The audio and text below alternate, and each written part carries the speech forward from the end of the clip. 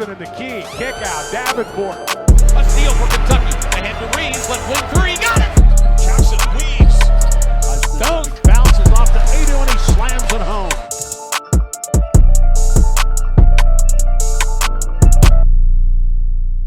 All right, welcome back to another episode of the student section. I almost called it the SEC Connect, but the student section.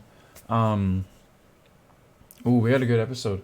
Mainly because it involves my Arkansas Razorbacks. Once again, it's a late recording, so my bed is not made. This might be like I feel like probably the third or fourth episode in a row that my bet is not made. My bad. Yeah, I'm just gonna jump straight into it. All right, sorry to cut myself off. I just want to say I'm about to talk about a whole bunch of like Kentucky Kentucky John Calipari, Eric Musselman stuff. But I will go back and touch up on all the March Madness games. That's why I'm here warning you right now. If you want to skip all this Arkansas Kentucky talk, I will leave timestamps down below. But let's get right into let's get right into. Sorry, I'm lost right now. Let's get right into the Arkansas talk. The big news is that Kentucky's John Calipari has left Kentucky and gone to Arkansas. I'm sure at this point it's all over the news. I'm recording this an hour after it happened because they had officially released a statement saying that he had a meeting or some sort of interview or something like that, something that he was linked to them.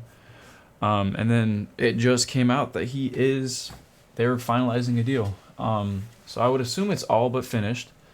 Hopefully, otherwise this video isn't uploaded. So if it is uploaded, that means it went through and he's the new head coach. But yeah, I want to talk about how this impacts Kentucky, how this impacts John Calipari, maybe even Musselman, because I'm going to talk about that a little bit, and the impact this has on Arkansas. I'm going to try.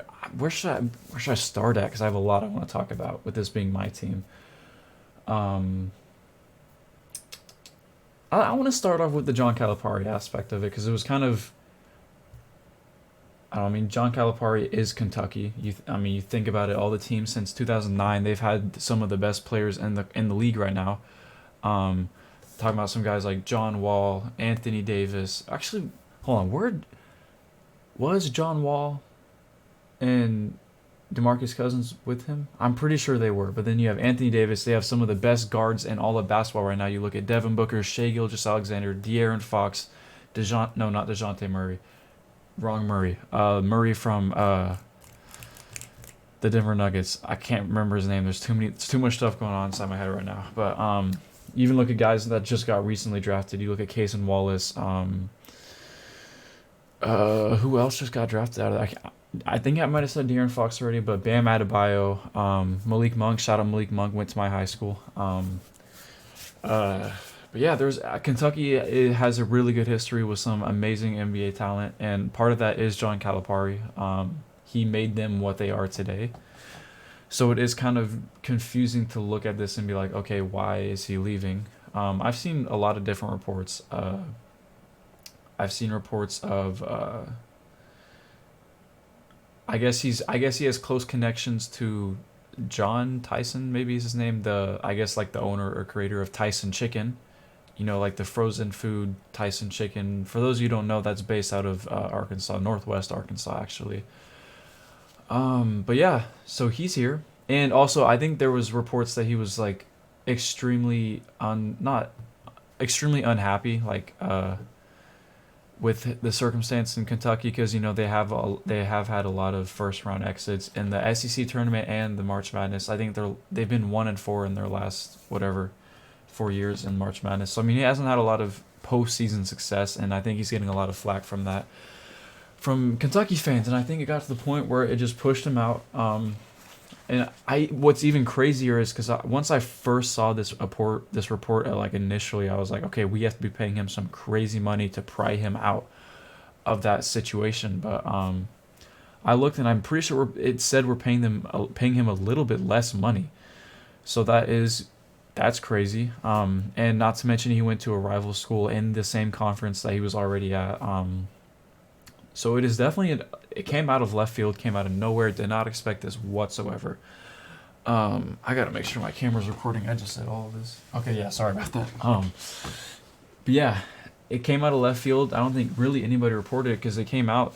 I think we got really close to hiring Chris Jan out of Mississippi State. That obviously didn't. I'm glad they waited on that. Arkansas had reports they were tied to Chris Beard out of Ole Miss. They were tied to the Kansas State head coach. I can't remember his name right now, and even Arkansas State's head coach as well, or maybe some sort of Central Arkansas State, something like that. We were tied there somehow, and we got one of the best recruiting coaches in the league. Maybe one of the best coaches, however you want to argue that. I'm not sure. I'm sure Kentucky fans would argue otherwise. And he definitely left them in a bit of a pickle, but not as bad as Arkansas was in before him. And I'm going to talk about that. I think that's everything I want to get off my head about just John Calipari himself in that situation. The fact that he wasn't happy. He's getting paid just a little bit less. Not like he's making millions less. I think he went from, how much was he making? Like 8.5 mil or 3.5. I can't remember, but he's making like maybe 100 less thousand a year now. He's already making a lot of money. But yeah, and he chose a good place because if he's leaving Kentucky because fans aren't happy with him, Arkansas is a place that will pretty much blindly support you as long as you have any sort of little bit of success, good recruiting classes. You saw them do that with Muss, and I'm going to talk about that a little bit with Coach Musselman. I had some strong opinions about him, and I'm not just saying these because he left. You can ask anybody in the world. I've had these opinions on him pretty much since the beginning of last season too, with Anthony Black and Nick Smith and all of them. But yeah, he chose a good school. We will blindly support him. I'm already supporting him. I've always loved John Calipari, even though he's at Kentucky. And Kentucky, a lot of people in the SEC don't like Kentucky, but I've supported John Calipari. I love their teams they had. This recent team, I'm on record saying that I thought they were the best team in the SEC and one of the best teams in the league. Obviously, postseason says otherwise, but I'm a big fan of him. I think I'm gonna go ahead and talk about the Arkansas aspect of it. I'm gonna try and start at I'm gonna go in a chronological order just to make it help my mind kind of wrap what's happening right now. So I'm gonna get that real quick. So I'm looking at the transfer portal. I'm pretty sure the day after Arkansas lost to South Carolina in the SEC the SEC tournament, Joseph Pinion entered the transfer portal. And many people probably have no clue who he is. I only know him because Arkansas. He's a good player. Don't get me wrong. He couldn't really carve out a role with Arkansas, so it makes sense. Once he transferred, I didn't think anything of it. He's only a 3-star. I'm like, okay, he wants a bigger role. I don't blame him. He's a good player. He's not getting that role here at Arkansas. I didn't think anything of it. And then that's later that same day, Denijay Harris and Keon Minifield both left as well. I thought the same thing with Denijay Harris. I'm like, okay, he wasn't really able to carve out a role. He's unranked pretty much. He wasn't really able to find his role with this team. He was a senior. He's on his last year of eligibility. He might want to go somewhere where he actually plays. I don't blame him for that either. Keon Minifield, on the other hand, was a little weird. For those of you who don't know, at the beginning of this season, he redshirted. He was probably not going to play because we did have a lot of guards coming in this year. But he was eventually able to get that eligibility back, and he started playing probably a little bit halfway through pre-conference play. So that was definitely, it was a little weird once he entered the transfer portal, but once again, he's only a 3-star. He did have some insane games for Arkansas, some insane scoring boosts, but then again, at the end of the season, he didn't really play that much. So I'm thinking in my head, okay, he's probably just also wanting a bigger role maybe somewhere else. I don't know. He's only a junior, I believe. Or maybe even a sophomore. He's a junior. He's only a junior, so he's got plenty of time left. So I don't blame him for leaving either. Not really alarmed. This next person that entered the portal is really where I was kind of like, okay, this is kind of alarming. What's going on here? Devontae Davis. He entered the transfer portal a few days after these guys did. And this is kind of where I was kind of like, that's weird. What's going on right here? Because for those of you who don't know, I believe he's going into his 6th season coming up. So we spent all 5 of his years here at Arkansas. Maybe only 4. I'm not sure. But all of his career has been here at Arkansas. He's a senior. I was really caught off guard. Fans are kind of polarizing they have polarizing opinions on him because this past season and the season before, he took a little hiatus in the middle of the season, just left the team for no. He didn't announce a reason. I don't know. Maybe he had a family member in the hospital. Maybe he needed a mental health break. I don't know. No one knows. Maybe he just wanted to leave the team. No one knows. But he's been at Arkansas all these years. He was kind of a Coach Muss guy. He's always on record talking about how he loves Coach Muss. So I was definitely I was like, okay, what's going on? Like, because this season he did kind of lose a little bit of playing time. His role diminished a little bit compared to his other years, but he was still getting playing time. He's coming off the bench. He was our sixth man pretty much for the end of the year. Definitely caught me off guard, though. I'm not going to lie. I thought he was an Arkansas guy forever. So I was kind of alarmed. And then Layden Blocker entered the portal. This was another one. This one wasn't as alarming, only because I was definitely sad. I was like, okay, because Layden Blocker is definitely one of my favorite players on this Arkansas team. Probably my favorite player on this team. He's a defensive lock. He can score the ball, and people don't know that because he wasn't able to show it at Arkansas. But he can score the ball, and he can lock up your best defender. There were a few throwback to whenever Arkansas played Auburn this year. This is just, I'm going to go on a quick little rant for Layden Blocker. If you don't want to listen, skip a few, like 30 seconds ahead. He put Layden Blocker in, I think, sometime early in the second quarter or second half. And he locks up Auburn's five-star, I cannot think of his name right now. Their five-star point guard, their freshman, I can't think of his name right now. My head is going crazy right now. But he locked him up, played really good defense for an entire 24 seconds. They got a shot clock violation, and then Coach Muss immediately took him out the game. So I'm thinking, like, what was that? Why did he take him out of the game? He just played amazing defense. He didn't even give him a chance to play. Anyways, Layden Blocker wasn't given much playing time his freshman year here in Arkansas, and I was definitely one who believed that he deserved way more time than he got. His ranking fell a whole 3 points because of his diminished role. He wasn't really able to show what he was capable of. So whenever he transferred, I was sad, but I wasn't kind of caught off guard. I was like, okay, that's fine. He's, wasn't getting the playing time. And so once this happened, I recapped on all of our other ones and all of our other people into the portal, and I was like, okay, this is weird. We have a lot of people leaving, but I know Coach Muss did say something about how he's wanting to clear house and rebuild this team. And not to mention, I should have started this at the top of whenever I was going through all of Arkansas stuff. We had 4 people not graduate, but run out of eligibility. We had Jalen Graham, Makai Mitchell, he ran out of eligibility, L. Ellis, Jeremiah Davenport. These are all guys that were big role players for our team. So we've already lost 4 players, and now we're losing 5 more to the portal. So we have lost 9 players before March Madness really even started. I mean, it was pretty much right in the middle of March Madness. I think it might have been Sweet 16 this was all happening.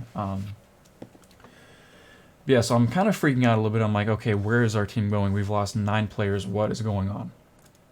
And then the big news hit that Coach Muss, first it came out that he was interviewing with USC. And I'm thinking, okay, I'm really hoping maybe they have somebody better that gets that coaching job. And it turns out he might have been the best candidate there. So he got the job. And boy, did I felt some way about that. I'm on the record of saying that I don't think he's a good coach. And I'm not just saying that once again out of spite because of him leaving. I've been saying this for the past couple of years. He has poor rotations. He'll put in players there was a couple times where we'd be playing a team and they'd be running a zone defense, and we wouldn't have any ball handlers or shooters on the team or on the court. And I'm like, what are we doing? How are we supposed to break this zone if we're not doing that? And same thing with the press. We wouldn't really have any ball handlers to break full court presses. So I'm like, what are we doing there? So personnel rotations. He doesn't make adjustments on offense. Literally, Arkansas for the past 3 or 4 years have had the most stagnant offense I have ever seen. It's literally like, okay, we're going to run a quick pick and roll, quick 5-second action. For the next 25 seconds on the shot clock, we're going to give the ball to him. He's going to ISO. If he can't score, we're going to pass it to him. And if he can't ISO and score, we're going to pass it to me, and I'm going to have to shoot up the ball with 3 seconds left on the shot clock. That was pretty much Arkansas's offense for the past few years. Luckily, we've had players who can score in that situation. You look at Anthony Black, Ricky Council, Nick Smith Jr., we had Tremont Mark, Caliph Battle. We have guys who can score in that sort of situation, but obviously that's not going to win you games, especially in tournament play, especially in conference play. Not going to win you games. And overall, he just wasn't, I don't know, on the court, he didn't really, just his defensive schemes were never really the best. Up until this year, they didn't really shoot the three-point ball. Whenever last year we had a bunch of personnel to shoot the three-point ball, and we just didn't. This is really the first year that we went that direction of shooting the three. And even then, we didn't really have that many people who could shoot the ball from the three. It's pretty much L. Ellis, Caliph Battle, Tremont Mark, and Davenport. We're pretty much our only perimeter threats. Forgive me if I'm forgetting someone. Trevin Brazil, but he wasn't the best at shooting. But yeah, he left. And Coach Musselman was this guy in the SEC who only one fan base liked him, and that was Arkansas. Pretty much every other fan base in the SEC despises this guy. He's a very emotional person. He's honestly, from the outside looking in at this point, he's a very unlikable guy if you're not on his team. He takes his shirt off. He yells. He's very emotive. So it made sense, but now that he left Arkansas, I'm pretty sure the entire SEC doesn't like this guy. Not because he left Arkansas, but they didn't like him in the first place, and Arkansas was the only people who supported him, and now that he left, he's lost that fan base. So I don't know if he ever plans on coming back to the SEC. If he does, no one likes him here. But yeah, and the reason he did leave Arkansas is USC is... for those who don't know, he's from San Diego. I'm pretty sure he went to college in San Diego. He's from the West Coast. He's from SoCal. He's from South California. He's from that area. So he's pretty much going back home. I can't blame him for that.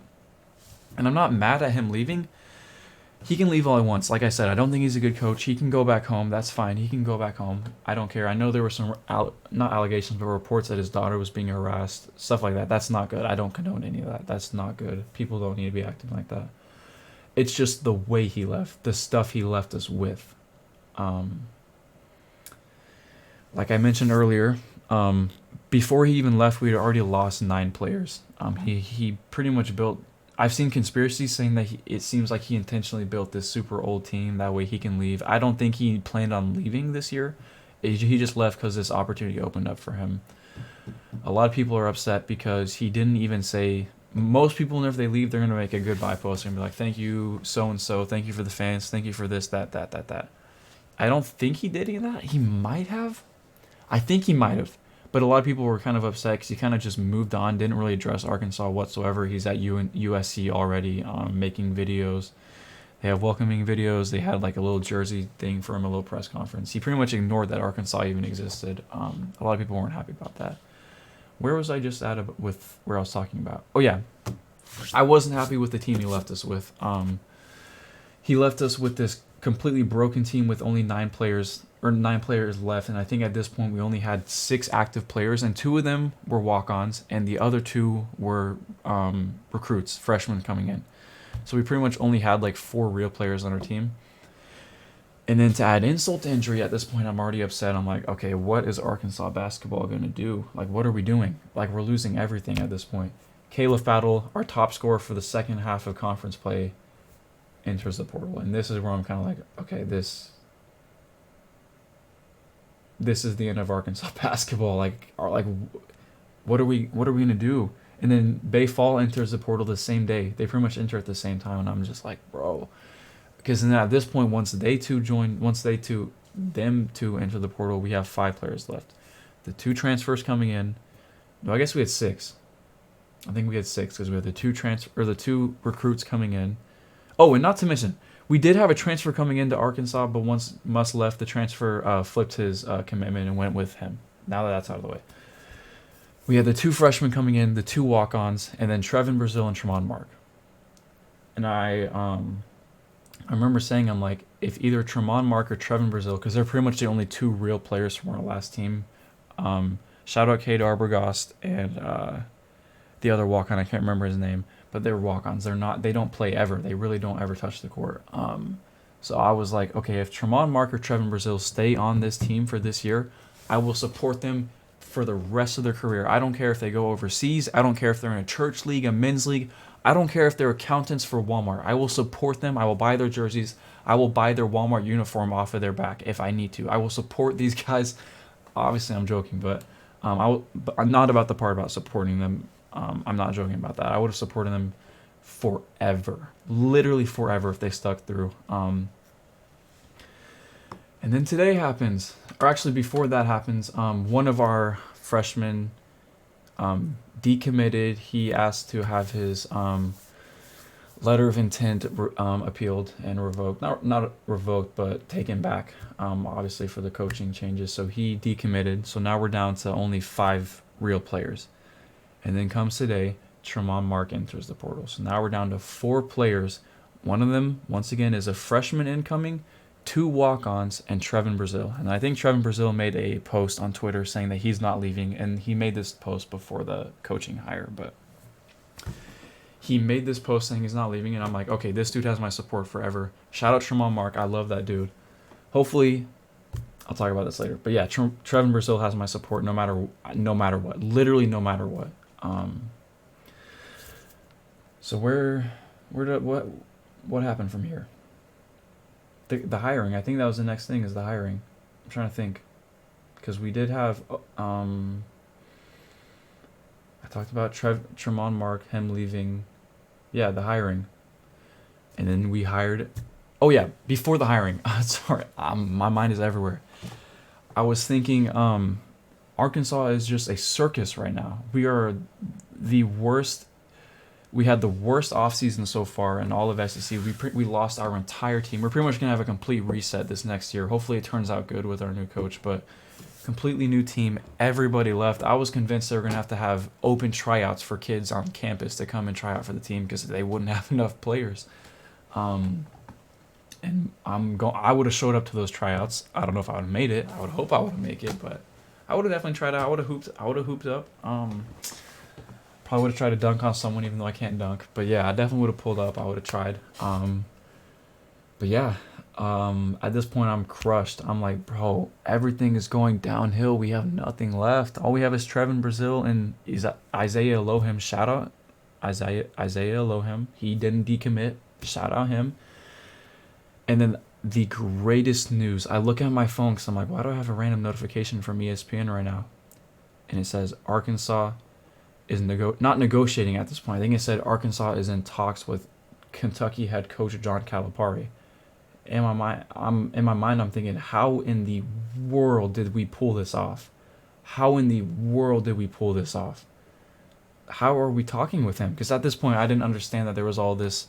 He wasn't happy in his situation. I didn't know all that was going on. So this caught me off guard. I'm like, what in the world? John Calipari, the same guy who built Kentucky? This is the same guy, right? Not some doppelganger with the same name? What's happening? So I give it about an hour. I'm ecstatic. I'm not even joking. Because my mood before this happened is I felt like I just went through a rough breakup and I was depressed. Like, that's how I felt. I'm like, bro, this next season we're going to be the worst team. We're going to be worse than Missouri was this past season. So once we get this notification saying this, I'm ecstatic. I'm like, okay, I'm trying to calm myself down because I'm like, it's not official yet. It might not happen. I can't get my hopes up, right? This coaching carousel we've been going through, it might not happen. So I'm trying to calm myself down, but I'm just ecstatic. I'm talking to people. I'm like, bro, what is going on? What is going on? What is going on? And then I get another notification from CBS Sports, and I look at it, and it says that Arkansas is finalizing a 5-year deal with John Calipari.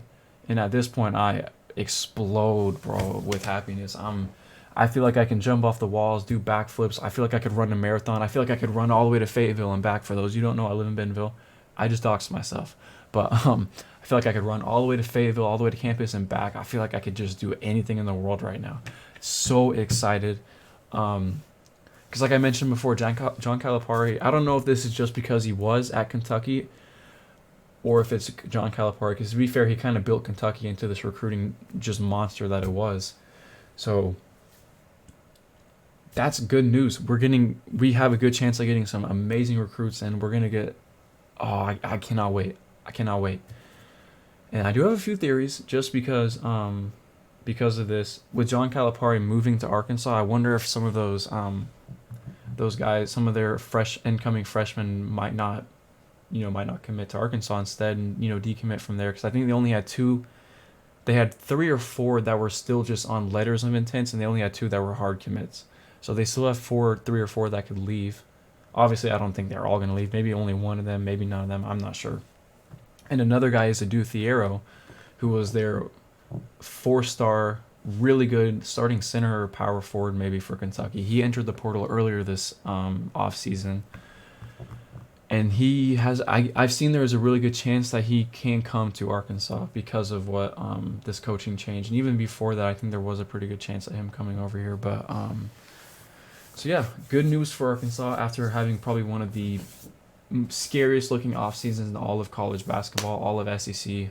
It's insane, really is insane.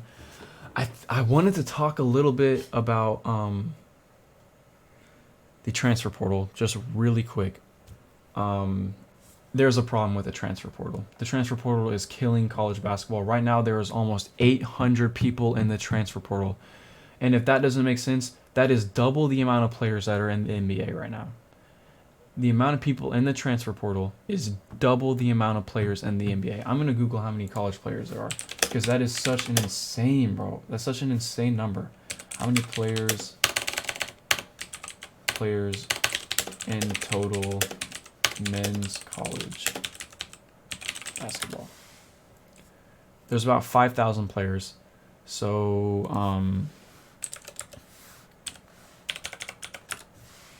that's only about 16% of all college basketball players in the portal, but that's still a lot of numbers. That is a lot of people. 16% doesn't sound like a lot, but 800, thinking about doubling the NBA size of people in the transfer portal right now.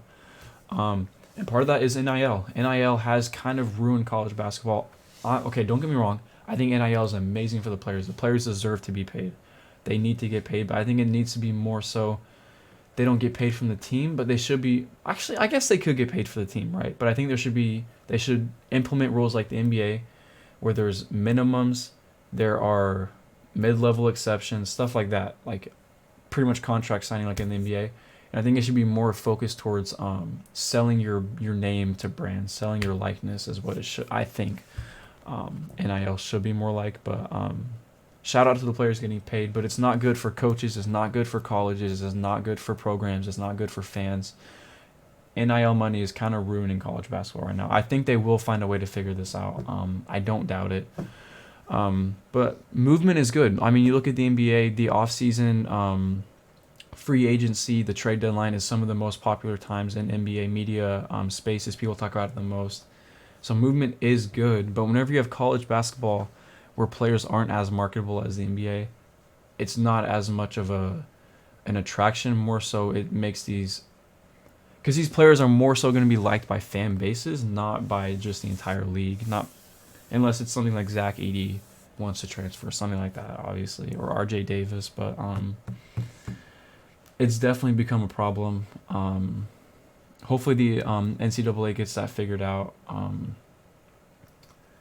Yeah, that's pretty much all I want to talk about. I am recording this before the UConn game and the UConn and Purdue game started, so I'm probably going to do that recap at the beginning of this episode. I'll probably throw it in somewhere, and I'll probably make sure I mention that. But all right, it's a new day. The championship game did just finish. I think I mentioned that earlier, that I would be recording this on a separate day because I recorded last night before the championship game happened because I wanted to talk about the news with Kentucky and Calipari.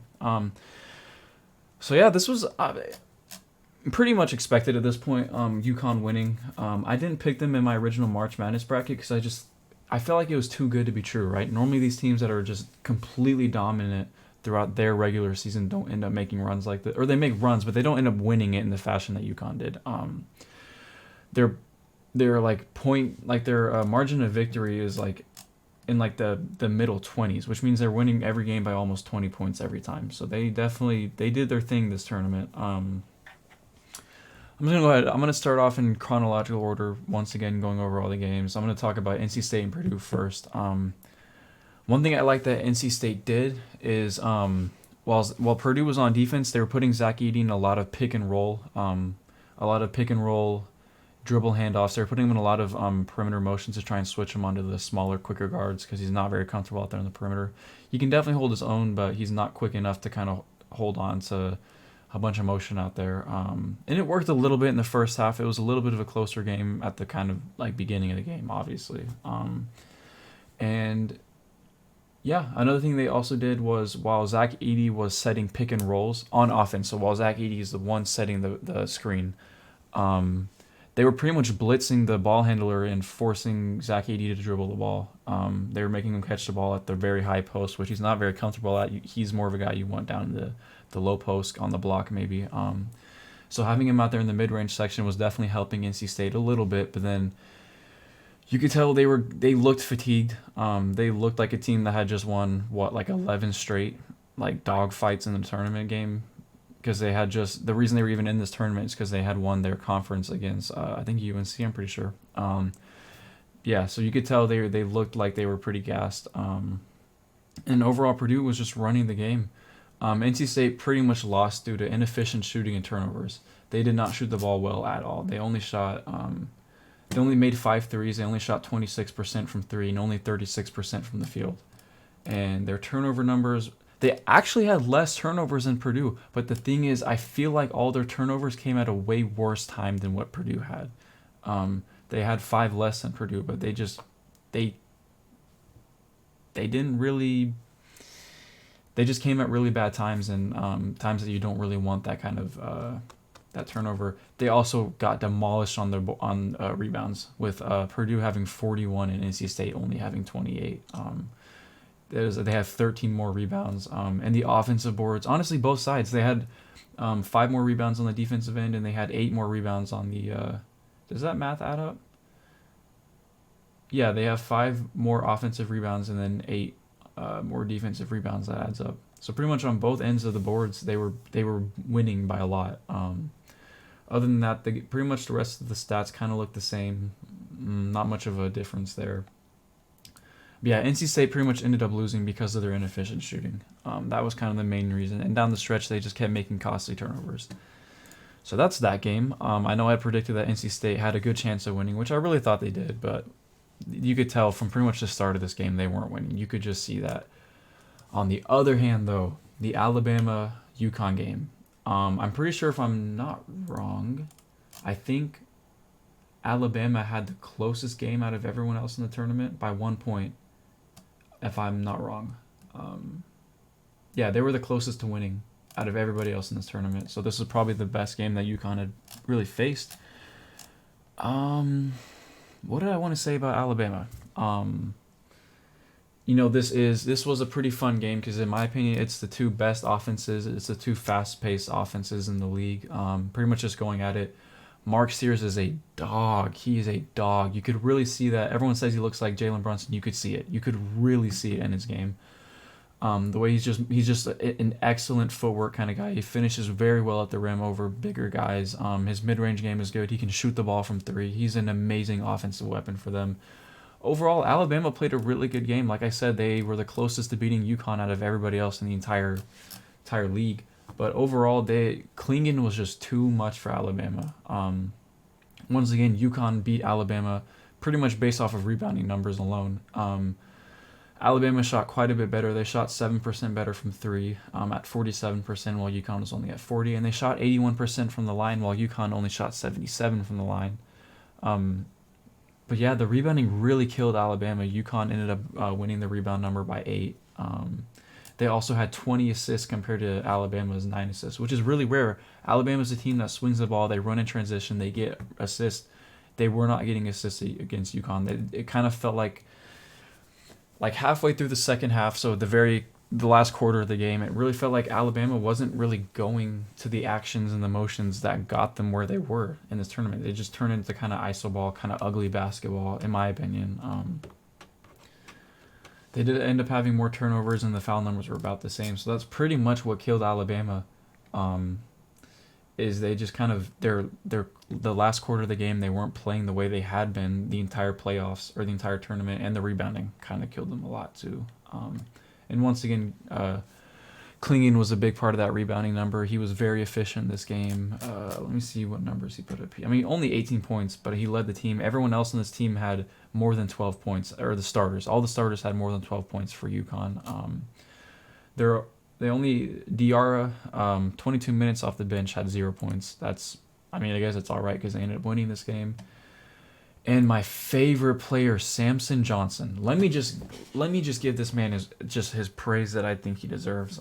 He had 7 points in only 10 minutes. He didn't play too much in these last few games just because Klingon was playing better. But I think Samson Johnson is in that same realm as like Dylan Cardwell, where they are some of the best backup big men in the league because they do exactly what you want out of your backup center. They rebound, they block, and they bring energy. What more can you ask? I think they call it the red or like the big red or something, rebound, energy, and defense. These are the two type of guys that are going to run the floor. They're going to get these electric blocks, and they can jump out of the gym. They're going to dunk the ball and try to rip the goal down with them. I love watching Samson Johnson play so much. I love, in those clips I showed last episode of breaking down the way they run their pick and roll and transition, I love watching him because he's just so athletic. He's such a vertical threat, and I love watching him play. Every team would love to have a player like this. Speaking of players like that, Aaron Bradshaw maybe going to Arkansas. I don't know. But Mark Sears put up 24 points very efficiently. Shot 50% from 3. He shot 3 for 4 from the free throw line, and he shot 9 for 14 from the field. Very efficient from him. Grant Nelson, put up 19 points as well. Not as efficient. Only 1 for 4 from 3 and 7 for 16 from the field, but still pretty efficient. Hit all of his free throws. But other than that, they didn't get much production off the bench other than Wrightsell. In 30 minutes, he only put up 6 points. Pringle only put up 2 points in his 16 minutes. He didn't play that much, honestly. But yeah, this game was pretty much just Mark Sears and Grant Nelson. Estrada did shoot the ball pretty well. He hit a lot of timely shots for them. Had 3 assists. It was overall a pretty good game for Alabama. It's just UConn is one of those teams where I swear the entire season, really, it didn't feel like they had any sort of off days. Like every game they played, they're just on their game. They're just on their A game. And honestly, this was one of their worst games they played, and they still ended up winning by 14 points. UConn has looked insane. They're head and shoulders above everybody else. And like I said earlier, this is one of those things that it felt like it was too good to be true.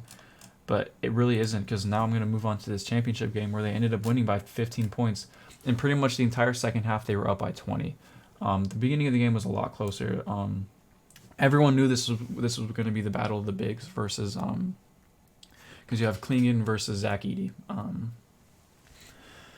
And because of it being the battle of the bigs, it pretty much comes down to who else on both teams, like the others that are not the big men on both teams, who's going to step up, and UConn did that. I do want to mention Purdue only shot 7 threes this game, and they only made 1 of them. In my opinion, that is the biggest reason why they didn't win this game. And the way they were only able to shoot 7 is because anytime Zach Edey got the ball, UConn wasn't doubling him. And I'd say it looked like about the first 2/3 of the game they weren't doubling him. They were just letting him go to work against Klingon because they have the personnel to do that. They can let Klingon do that, and he was playing amazing defense off of Zach Edey, pretty much denying that right shoulder back down or that left shoulder back down right hand hook. He did hit it a couple. Zach Edey ended up hitting it a couple of times, but he definitely denied that very well. But like I said, the first 2/3 of the game they were not doubling him, but then the last third of the game they were doubling him. And at this point, Purdue shooters just weren't able to find a rhythm. Too little, too late. Because UConn didn't shoot good from 3 either. They shot 22 threes and only hit 6 of them at 27%. But then again, Purdue only shot 14%. If they would have shot / made more threes, Purdue had a better chance of winning because this was UConn's off game. This is probably, in my opinion, one of their worst games they played this entire tournament. And this is probably one of Purdue's worst games too. Even though I'm not saying this was a bad game by any means, because it was a very exciting game to watch. It was a very defensive-heavy game, transition play, guard versus guard kind of game. But at the end of the day, it was a scrappy game as well. There was a lot of talking. Obviously, it's a championship game, but the shooting just wasn't there for either team. Both teams relatively inefficient from the field and from 3. Free throw percentage is a different story. They were both above 70%, with UConn at 73. No, UConn was at 81 and Purdue was at 73. UConn did end up out-rebounding Purdue. And other than that, the assist numbers also stand out. UConn is a team that's going to move the ball and get assists. You see that throughout the tournament. They have 18 assists this game as a team. And UConn did get into foul trouble very early in the first half, which gave Purdue a little bit of hope. But they pretty much just minimized Zach Edey's production. He did, like I said, he hit a lot of very tough shots. Never mind. They did. Okay. Sorry, I just realized what I said. They minimized his defensive impact. He definitely got some blocks in there. He got some very big blocks, but he only ended up with 2 blocks. At his height, you kind of want more. And I'm pretty sure he got both those blocks in the same play, if I remember correctly. He did. He got both those blocks in the same play. Someone tried hitting a little floater layup. He blocked it. And then Newton was driving in for the layup and got blocked there. Those were his only 2 blocks in the game. And they only had 3 blocks as a team. I mean, sure, UConn only had 4, but not much defensive blocking going on. Zach Edey had 37 points. Once again, if the guards would have shot better, this would have been a closer game for Purdue. There just wasn't much guard production whatsoever.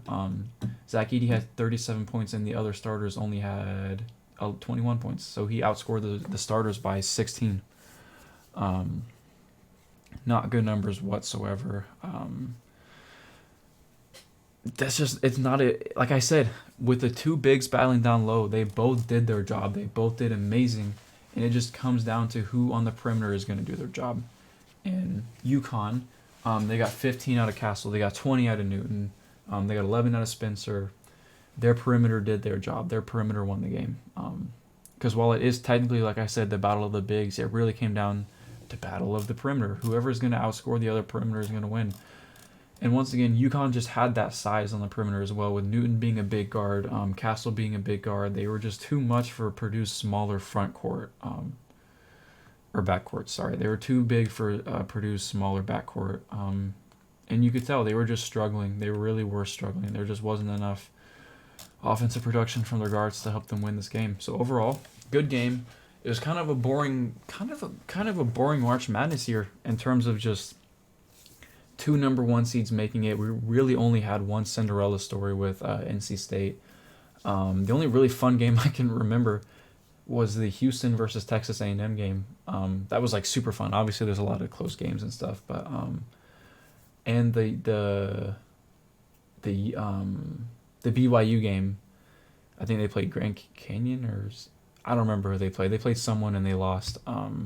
Auburn game was fun at the very beginning. Too bad they lost. There was a lot of upsets in the first round, but yeah, like I said, UConn won every game by like 20 points on average. It wasn't close ever. Who knows what this team is going to look like next year? They're the first team to go back-to-back in a while, if I remember correctly. Just really impressive stuff from them. So now that I'm pretty much done talking about that, I want to add on a little bit more to that Arkansas thing. Earlier in this video, I did say that I'm going to support Trevin Brazile no matter what. He's going to the NBA. So he did end up leaving. I still support him. I'm going to support him, obviously, because he's not entering the portal. But I did say if he returns, I'm going to support him no matter what. He's not returning, but he's not technically leaving for another team, so I'm fine with that. And we ended up losing our other freshman recruit. He decommitted, so we only have 2 players on our team, and they're both walk-ons. Nothing there. Nothing left on this team. We are completely shot. Hopefully we're able to get a good recruiting class coming in, good transfers. Maybe some people leave the portal because of... I can't remember his name. Dude, I can't... Every time I get put on camera, bro, I just start forgetting names. Like I forgot Jamal Murray's name earlier in this video. John Calipari, Coach Cal. Hopefully he's able to bring some people in. Hopefully people exit the transfer portal. I know Devo Davis is reported to maybe return, but we'll see about that. But yeah. That's everything I wanted to say in this video. I appreciate you guys for watching. I don't know if I already did an outro for the other section, but I'm going to go and do an outro now. I appreciate you guys for watching. Like, subscribe if you enjoyed, and I'll see you guys in the next video. I do have some big plans for the next episodes coming up. I want to do some recaps, just some fun rankings and stuff that maybe more people will enjoy than these past 2 videos, because I've been talking about pretty much just coaching and Arkansas. So hopefully these next few videos get more people's attention. Maybe you guys like it a little bit more. Yeah, I'll see you guys in the next one. Have a good night.